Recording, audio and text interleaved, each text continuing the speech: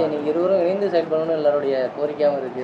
தொண்டர்களுடைய எதிர்பார்க்குது, குழப்பமாக நிலவிட்டு இருக்கு. இது எப்போங்க பிரச்சனைக்கு தீர்வு காணப்படும்? அதாவது எந்த பிரச்சனையாக இருந்தாலும் எந்த காலமாக இருந்தாலும் 1000 ஆண்டுகளுக்கு முன்னாலேயும் 2000 ஆண்டுகளுக்கு முன்னாலேயும் அதன் பிறகு தொடர்ந்து பிரச்சனைக்கு தேர்வு இருக்கத்தானே செய்கிறது. தேர்வு கண்டிருக்கிறார்கள், அதுபோல் தேர்வும் வரும். இதில் தீர்வு வர்றதுக்கு ஒன்றுமே இல்லை. என்ன தீர்வு? பாட்டாளி மக்கள் கட்சியை தொடர்ந்து 46 ஆண்டு காலமாக கட்சி சங்கம் இரண்டையும் நான் வழிநடத்தி வருகிறேன். அந்த வகையில்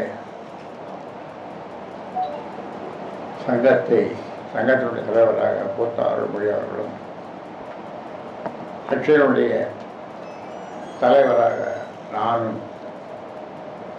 அவர் சங்கத்துக்கு தலைவர், நான் கட்சிக்கு தலைவர். அதோடு இந்த இரண்டையும் 34 அமைப்புகளை துணை அமைப்புகளாக உருவாக்கியிருக்கு. அந்த வகையில் அதற்கெல்லாம் அவர்களுக்கு தொடர்ந்து வழிகாட்டி வருகிறேன். அந்த வகையில் 34 அமைப்புகளும் திறம்பட செயல்பட இனி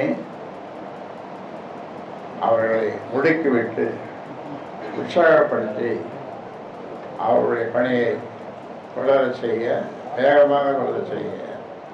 ஏனென்றால் அடுத்த ஆண்டு நாம் தேர்தலை சந்திக்கப் போகிறோம். அந்த தேர்தலிலே மிகப்பெரிய வெற்றியை நாம் பெறப்போகிறோம். இங்கே வந்திருக்கின்ற மாவட்ட செயலாளர்கள், தலைவர்கள், மாநில பொறுப்பாளர்கள் எல்லாம் அவர்களுக்கு உங்கள் மூலமாக ஒன்றை சொல்ல விரும்புகின்றேன்.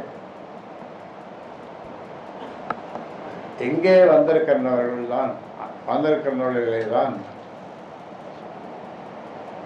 கூட்டணியை பற்றி இப்பொழுது உங்களுக்கு சொல்லக்கூடாது. சொன்னால் நீங்கள் டாம் போட்டு சொல்லி விடுவீர்கள். அதனாலே அப்படி இருந்தால் கூட்டணி முடிவாகி விட்டதா என்று கேள்வி கேட்பீர்கள். இல்லை, முடிவாகவில்லை.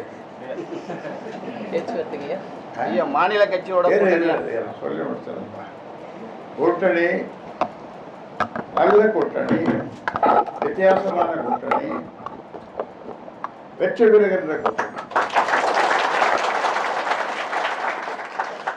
வெற்றி பெறுகின்ற கூட்டணி.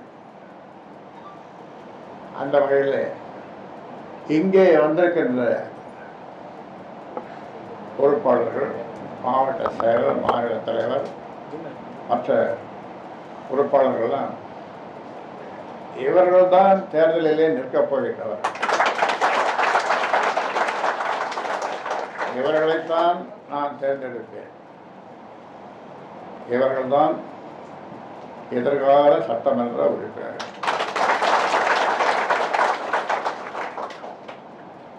ஏனென்றால் எனக்கு எல்லா அதிகாரமும் எனக்கு உண்டு.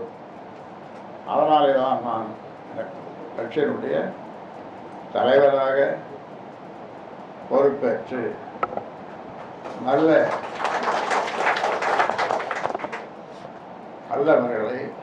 வல்லவர்களை சட்டமன்ற உறுப்பினராக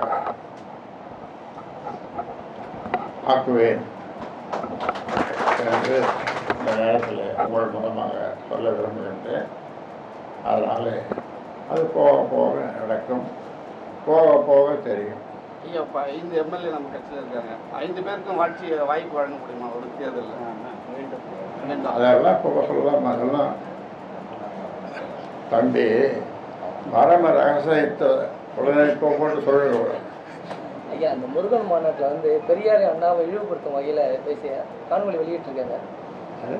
முருகன் மதுரையில் நடந்த முருகன் மாநாடு பெரியார் அண்ணாவை பற்றி விமர்சனம் பண்ணி ஒரு காணொலியாக அந்த மாநாட்டில் வெளியிட்டிருக்காங்க. அந்த மாநாட்டு எப்படி பார்க்குறீங்க தமிழகத்தில்?